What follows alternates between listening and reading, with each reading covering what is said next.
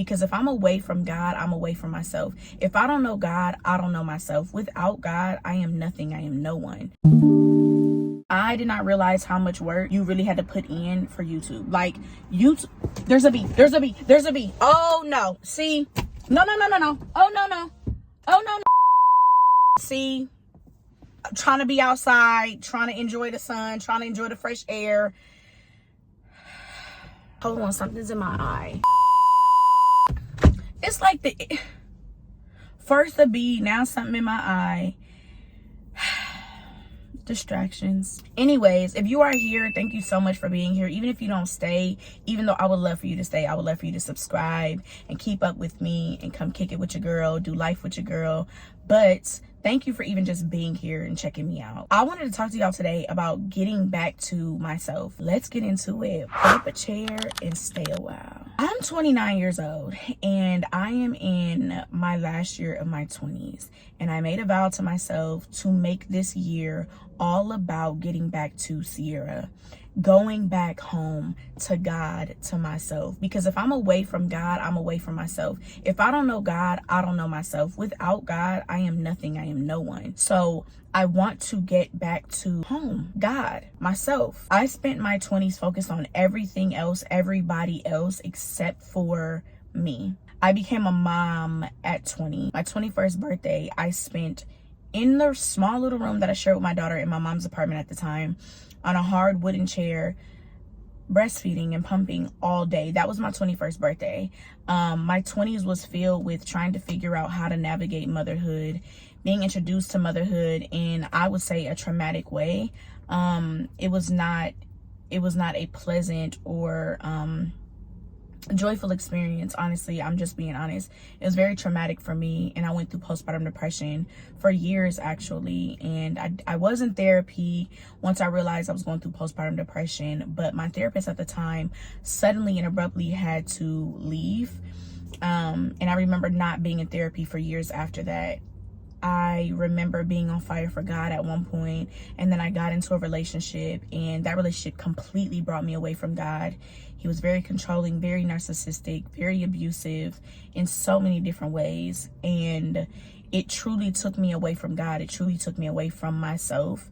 I was grieving so much all of my 20s. Like, I feel like my 20s was filled with grief and just mourning, like grieving myself before I had a baby, grieving my 20s, right? Like grieving that 21st birthday celebration, or that college experience, or just being young and 20 and turned. Like, I feel like I was grieving that because I wasn't able to be that. And that's not to say that other 20-year-olds cannot still have fun when they have a child, but when you don't have a support system, when you have a very small family already and everybody is sort of living their own life in their own corner, and then you have an unhealthy relationship with your child's father at the time. It looks different now, but at the time it was very unhealthy, and he wasn't supportive. And this is just my truth, shout out to him, but at the time he wasn't supportive, and it wasn't ideal at all.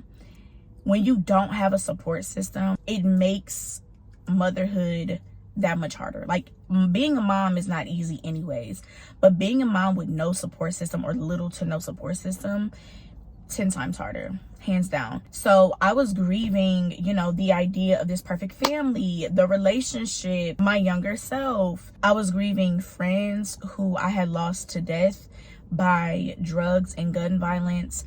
I had 2 late miscarriages. So that just means that I miscarried in my 2nd trimester. The first one, I actually had sent out invitations for my gender reveal, and I had asked everybody what their vote was, boy or girl, because I was doing something special and I wanted to know who thought it was a boy, who thought it was a girl. And days before I was supposed to have my gender reveal, I found out that I lost a baby. And then my 2nd late miscarriage, I had a gender reveal and I was planning my baby shower, and I found out that I lost the baby again. And I became very sick after that 2nd miscarriage. I became sick for about 9-10 months. I did not know what was wrong, and I had lost who I thought Sierra was, or who Sierra was, for so long. A little bit of myself that I had left, I was losing myself to this illness that still to this day has no diagnosis. No one ever knows. No one ever knew what was wrong. I really did not think that I was gonna make it out. I was so sick, y'all. I had to quit my job. I was on bed rest.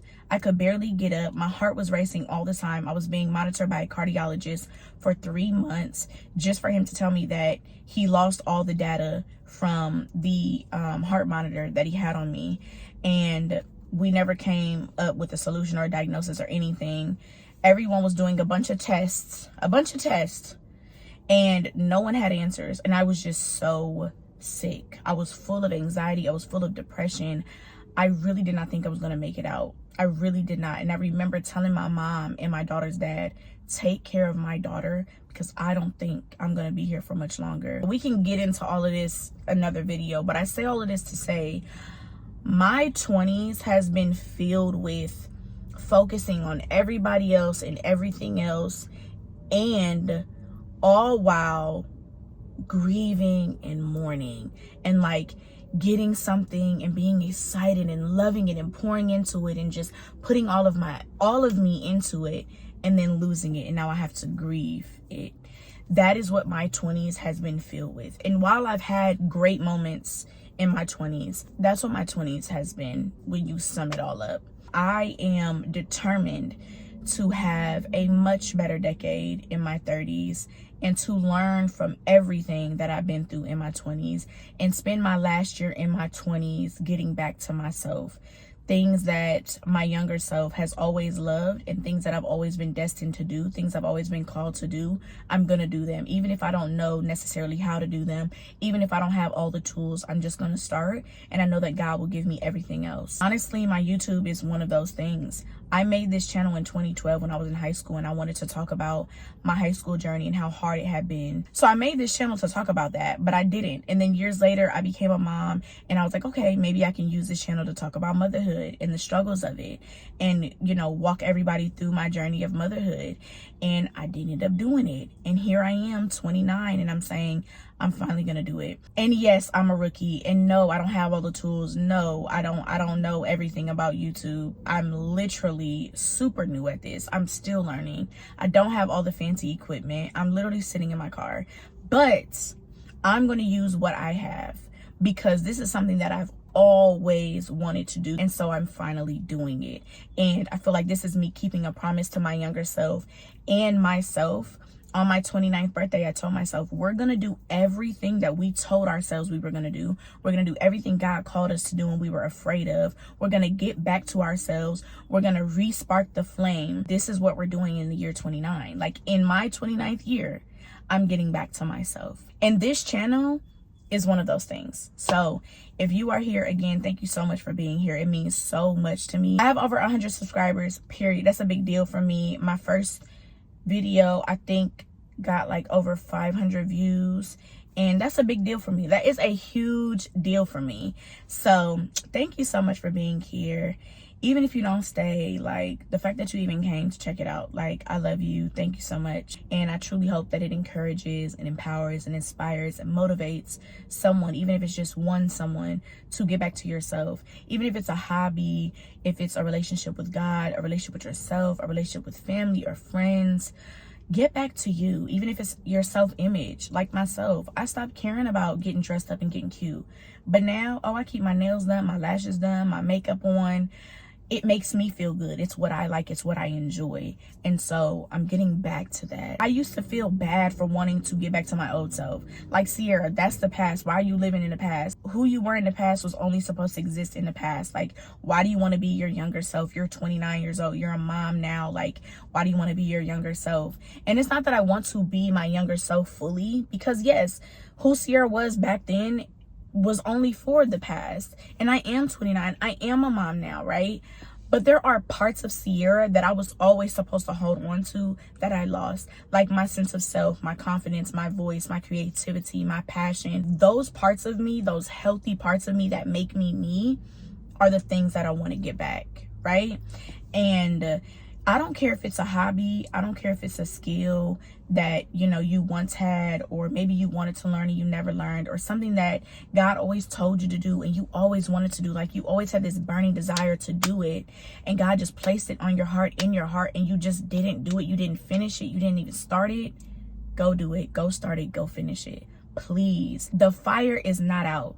Think of a bonfire. Like, close your eyes and imagine a bonfire, right? It's a bunch of wood, and like, it's flames, it sparks, right? And then the flame slowly goes down, and we no longer see a flame anymore. We don't see the fire anymore. But if you look closely, there's red on the wood. That's what it is. Like, it's not fully out. It's not out. You gotta spark that thing back up, okay? Spark it back up. It's not out. It's literally not out. You just gotta spark it back up. That's it. Throw you some wood on there. You might pour a little gasoline on that thing. Get you some little sticks, paper, whatever it is. Like, get the fire back going. Reignite it, if you will. Reignite it. It's not gone. It can never be gone because you're still here. If you are still here, you still have purpose. It's not gone. Reignite that thing. Get back to yourself. Ooh, should I make this a series? Like, getting back to myself, just to share with y'all, like, what I've been doing to get back to me, what parts of me I'm trying to get back to, what I've been doing to get back to them. Do y'all want that series? Let me know in the comments. I'm going to commit to bi-weekly for now until I get into the swing of things, because y'all know I'm still a rookie. I'm going to commit to posting bi-weekly until I work myself up to weekly. But thank you. Thank you for 100+ subscribers. Thank you for your support, even on TikTok.